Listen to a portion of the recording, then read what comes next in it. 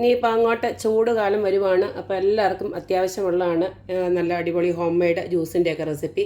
ഇന്നപ്പോൾ ഞാനൊരു home made grape ജ്യൂസിൻ്റെ റെസിപ്പിയാണ് ഇന്ന് ഷെയർ ചെയ്യുന്നത്.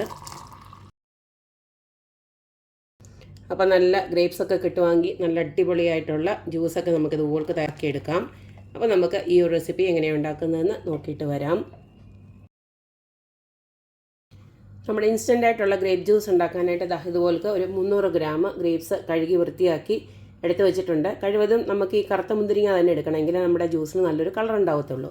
പിന്നെ ഞാൻ ഇത്രയൊരു ഇഞ്ചി എടുത്തിട്ടുണ്ട്, ചെറിയൊരു കഷ്ണം ഇഞ്ചി, പിന്നെ ഒരു ചെറിയ കഷ്ണം പട്ട, അതുപോലെ തന്നെ ഒരു ഏലക്ക എടുത്തിട്ടുണ്ട്. ഏലക്കയും ഈ പട്ടയൊക്കെ ഓപ്ഷണലാണ്, ഇഞ്ചി ഇട്ടോളൂ, കുഴപ്പമൊന്നുമില്ല. ഏലക്കയുടെയും പട്ടയുടെയൊക്കെ മണം ഇഷ്ടമാണെങ്കിൽ മാത്രം അത് ചേർത്താൽ മതി. ഇനി നമുക്കത് എങ്ങനെയാണ് ഉണ്ടാക്കുന്നത് നോക്കാം. 300 ഗ്രാം ഗ്രേപ്സ് എടുത്തതിന് വേണ്ടിയിട്ട് ഞാൻ 3 ഗ്ലാസ് വെള്ളമാണ് ഞാൻ തിളപ്പിക്കാൻ വെച്ചിരിക്കുന്നത്. ഈ ഒരു വെള്ളത്തിലോട്ട് ഇപ്പം നല്ലതായിട്ട് തിളച്ച് വരുന്നുണ്ട്. ഈ സമയം നമുക്ക് ഈ ഒരു മുന്തിരിങ്ങ എല്ലാം കൂടെ ഇതിനകത്തോട്ട് ഇട്ട് കൊടുക്കാം. കൂട്ടത്തിൽ തന്നെ ഇഞ്ചി ഞാൻ ഇതുപോലെ തന്നെ അരിഞ്ഞിട്ട് എടുത്തിട്ടുണ്ട്, ഇതുകൂടെ ഇട്ട് കൊടുക്കുകയാണ്.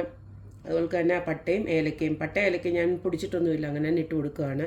ഇതാകുമ്പോൾ നമുക്ക് ഇത് ഒന്ന് തിളച്ചൊക്കെ കഴിയുമ്പോൾ ഇതിൻ്റെ സത്തൊക്കെ ഇറങ്ങി കഴിയുമ്പോൾ നമുക്ക് അതിനെ അങ്ങെടുത്ത് മാറ്റാം. മുന്തിരിങ്ങ എല്ലാം ഇതുപോലെ ഒന്ന് തിളച്ച് വരുമ്പോൾ നമുക്ക് ആവശ്യാനുസരണം പഞ്ചസാര ഒന്ന് ഇട്ട് കൊടുക്കാം. ഞാനിപ്പോൾ ഇത്രയും ഇതുപോലെ 1 കപ്പ് പഞ്ചസാരയാണ് ഇട്ട് കൊടുക്കുന്നത്.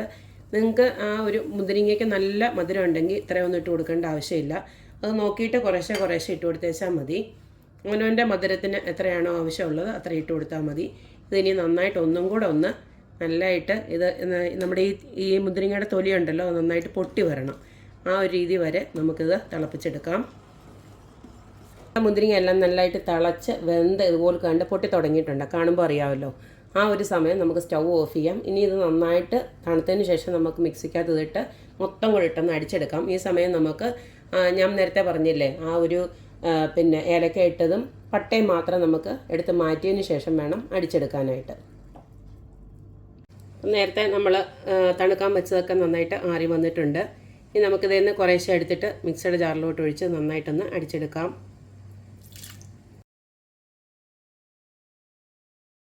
ഇനി ഇതിലേക്ക് 2 ഐസ് ക്യൂബ്സ് കൂടെ ഞാൻ ഇട്ട് കൊടുക്കുകയാണ്. ഇനി നന്നായിട്ടൊന്ന് അടിച്ചെടുത്തിട്ട് വരാം. അടിച്ചെടുത്ത ജ്യൂസ് നമുക്കൊരു അരിപ്പയ്ക്കകത്തോടെ അരിച്ചെടുക്കാം. അപ്പോൾ കണ്ടല്ലോ, നമ്മുടെ അടിപൊളിയായിട്ടുള്ള ഹോം മെയ്ഡ് മുന്തിരി ജ്യൂസ് ഇവിടെ റെഡി ആയിട്ടുണ്ട്. ഇപ്പോൾ ഇനി റമദാനും ഒക്കെ വരുവാന്നല്ലോ, മാത്രമല്ല നാട്ടിൽ നല്ല ചൂടുമാണ്. അപ്പോൾ നല്ലൊരു മുന്തിരിങ്ങയൊക്കെ കിട്ടിക്കഴിഞ്ഞാൽ പിന്നെ ഇത്തിരി കൂടെ കളറൊക്കെ വേണമെങ്കിൽ നല്ല കറുത്ത കളറ് നോക്കിയെടുക്കണം. ഇതിപ്പോൾ ഇത്തിരി കളർ കുറവാണ്, എന്നാലും കുഴപ്പമൊന്നുമില്ല. നമുക്ക് ഈ പറഞ്ഞ പോലെ വെളിയിൽ നിന്ന് ഈ പ്രിസർവേറ്റീവ് ഒക്കെ ചേർത്ത് ജ്യൂസ് കുടിക്കുന്നതിനേക്കാട്ടിൽ എത്രയോ വേഗം നമ്മുടെ വീട്ടിൽ തന്നെ ഉണ്ടാക്കിയെടുക്കുന്നത്. അപ്പോൾ ഹോം മെയ്ഡ് ജ്യൂസൊക്കെ ഇതുപോലെ തന്നെ ട്രൈ ചെയ്യുക, അഭിപ്രായങ്ങൾ അറിയിക്കുക. അപ്പോൾ എപ്പോഴും പറയുന്ന പോലെ തന്നെ റെസിപ്പീസ് ഇഷ്ടമുള്ള എല്ലാവരും please like, share and subscribe. അപ്പോൾ ഇനി ഒരു അടിപൊളി വീഡിയോ ആയിട്ട് വരുന്നവരേക്കും ബൈ.